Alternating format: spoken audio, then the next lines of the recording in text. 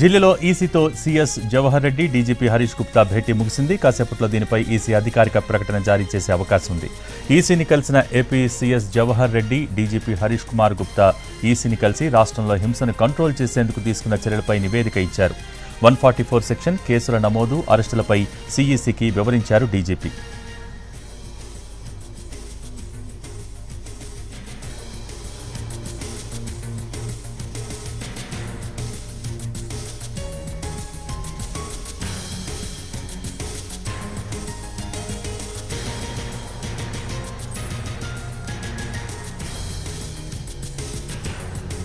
ఢిల్లీలో ఈసీతో CS Jawahar Reddy, DGP Harish Gupta భేటీ ముగిసింది. కాసేపట్లో దీనిపై ఈసీ అధికారిక ప్రకటన జారీ చేసే అవకాశం ఉంది. ఇవాళ మధ్యాహ్నం AP CS Jawahar Reddy, DGP Harish Kumar Gupta ఈసీని కలిసి రాష్ట్రంలో హింసను కంట్రోల్ చేసేందుకు తీసుకున్న చర్యలపై నివేదిక ఇచ్చారు.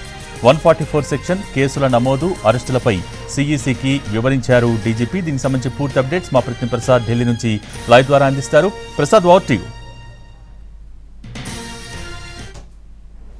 ప్రధాన ఎన్నికల కమిషనర్ రాజీవ్ కుమార్ నేతృత్వంలో ముగ్గురు సభ్యులతో ఉన్నటువంటి ఈ మొత్తం కేంద్ర ఎన్నికల సంఘం ముందు AP chief secretary Jawahar Reddy, అదేవిధంగా డీజీపీ హరీష్ కుమార్ గుప్తా ఇద్దరు కూడా చాలా వివరంగా లిఖితపూర్వకంగా ఈ అల్లర్లకు సంబంధించి ఎన్నికల తర్వాత జరిగినటువంటి హింస విధ్వంసం గురించి చాలా వివరంగా అన్ని లిఖితపూర్వకంగా అందజేయడం జరిగింది. దీంట్లో ప్రధానంగా ఇప్పటి వరకు ఈ హింసను, విధ్వంసాన్ని, అల్లర్లను అరికట్టేందుకు గాను దాన్ని పూర్తి స్థాయిలో ఏ రకంగా దాన్ని తగ్గుముఖం పట్టేలా తీసుకున్నటువంటి చర్యలు, ఏ రకంగా దాన్ని కంట్రోల్ చేసామన్న అంశంపై పూర్తిగా వివరణ కూడా ఇవ్వడం జరిగింది. దాంతోపాటు ఈ పరిస్థితికి దారితీసిన కారణాలను కూడా చాలా వివరంగా కేంద్ర ఎన్నికల సంఘానికి తెలియజేసినట్టుగా తెలుస్తుంది. ఆ తర్వాత మౌఖికంగా కూడా కొన్ని ఆదేశాలు కూడా జారీ చేసినట్టుగా తెలుస్తుంది. అయితే ఇతరత్ర ఏదన్నా అధికారికంగా ఏదన్నా ఈ పోలీసు అధికారులు ఎవరైతే ఈ సమస్యాత్మక ప్రాంతాల్లో ఎక్కడైతే అల్లర్లు జరిగాయో అక్కడ ఆ ప్రాంతాల్లో